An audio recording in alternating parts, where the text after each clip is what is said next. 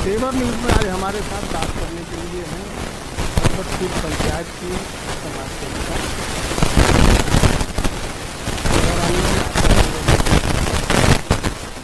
प्रणाम। आप सभी जितने भी हमारे श्रोतागण हैं तेवर न्यूज़ के सभी को मेरा प्रणाम। और सभी को मैं इतना अपने आप को सौभाग्य मानती हूँ कि आज तेवर न्यूज़ ने हमें इतना कहने और बोलने के लिए यहाँ बुलाया गया और बताने के लिए।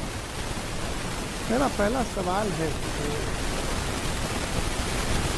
आपने समाज सेवा को क्यों चुना?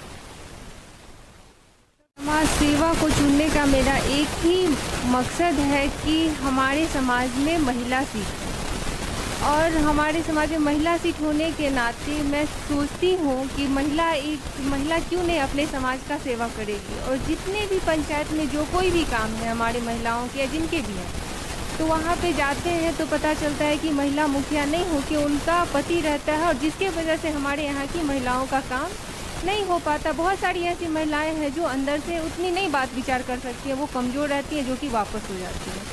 यही है कि मैं चाहती हूँ कि हम अपने पंचायत के महिला को सबल और सशक्त बनाओ और सुदृढ़ बनाओ ताकि वो अपने पंचायत में अपना काम खुद करे और खुद अपने समस्या का समाधान दे सके।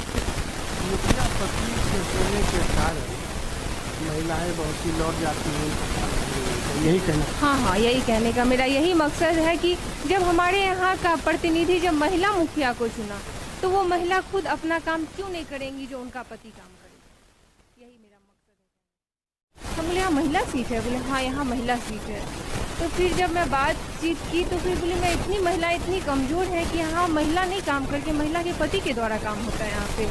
और जितना भी कार्य होता है हमारे यहाँ के जो मुखिया जो है, मुखिया जी खुद नहीं महिला मुखिया ना करके उनके पति के द्वारा होता है, जो कि मैं ये नहीं चाहती हूँ कि हम महिला इतनी कमज़ोर हैं।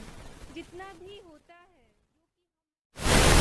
जैसा कि अभी आपने बताया कि आप महिलाओं से जुड़ी हैं, उनकी समस्याओं को सुनती हैं और किसी हद तक उसका निदान भी चाहती हैं, तो साथ से जुड़ा हुआ एक प्रश्न ये है कि पिछले 5 वर्षों में जो सरकारी योजनाएं आई और मुखिया द्वारा जो काम किया गया, उस काम से आप कितना संतुष्ट हैं?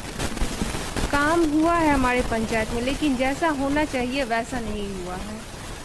जैसा कि यहाँ देखने को मिलता है कि हमारे वार्ड 5 में जो एरिया है वो मस्जिद का एरिया है, वहाँ पे पूरा पानी भरा पड़ा है, जिसके वजह से हमारे जो मुस्लिम समुदाय के लोग हैं वहाँ पे नमाज़ पढ़ने नहीं जा पाते हैं क्योंकि वहाँ पूरा पानी लगा है, जिसके वजह से उन लोगों को परेशानी होती है। वार्ड 9 में जो मुसरटोली का एरिया है, जहाँ नाला तो बना है लेकिन रोड का पानी जो है वह नाला से ना होकर रोड पर ही लगा रहता है, जिसके वजह से वहाँ के लोगों का जीना जो अस्त व्यस्त हो गया है। उसी वार्ड में जल नल योजना का काम तो हुआ लेकिन पानी टंकी नदी में बना दिया गया, जिसके वजह से लोगों तक पानी नहीं पहुँच पा रहा है। योजना तो चला, पैसा तो निकासी हुआ, क्या हमारे लोगों को इस योजना का फ़ायदा मिल पाया? अगर हमारे यहाँ सही तरीके से सही जगह पर अगर पानी टंकी का व्यवस्था करवाया जाता तो हमारे वहाँ के लोगों को हर एक लोगों को पानी उनके घर तक पहुँचता।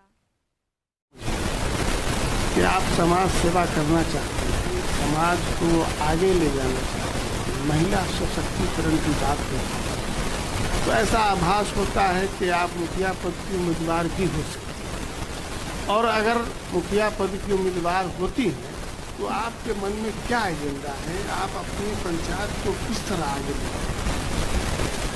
अगर हम भगवतपुर पंचायत के लोग अगर मुझे मुखिया पद के लिए चुनते हैं तो सबसे मेरा पहला मुद्दा रहेगा और पहला काम मेरा होगा मनरेगा के तहत लोगों को काम से जोड़ना। जैसे कि अभी 2 साल से देखा जा रहा है कि हमारे भगवतपुर पंचायत के लोग जो 87% लोग जो हैं जिनका नाम BPL के तहत है, उनका लेबर कार्ड नहीं है। अगर उनको हम मनरेगा के तहत अगर हम उनको काम देते तो क्या हमारे यहाँ भगवतपुर पंचायत के लोग क्या बाहर जाते, भटकते? कभी नहीं भटकते वो।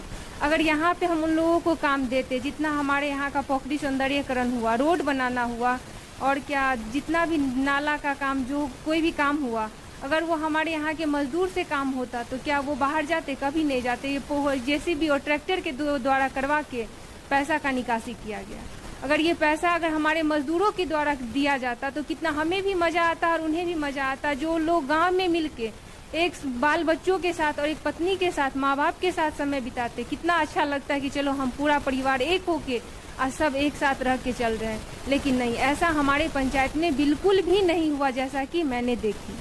और दूसरा बात इंदिरा आवास का, इंदिरा आवास में जितना भी अभी इंदिरा आवास जो आया है हमारे पंचायत में, लोगों का कहना है कि हमारे 2000 देवे ना तहाँ कि हम घर मंगवा दें।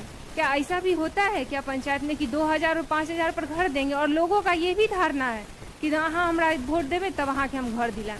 क्या कोई भी हम आज के डेट में मुखिया बनते हैं या कोई भी है, क्या किसी के पिताजी का वो ये है इंदिरा आवास है या किसी का क्या है? नहीं है, उसका खुद का हक है, वो खुद अपने हक के लिए लड़ाई लड़ेंगे और लड़ेंगे जो कोई भी है।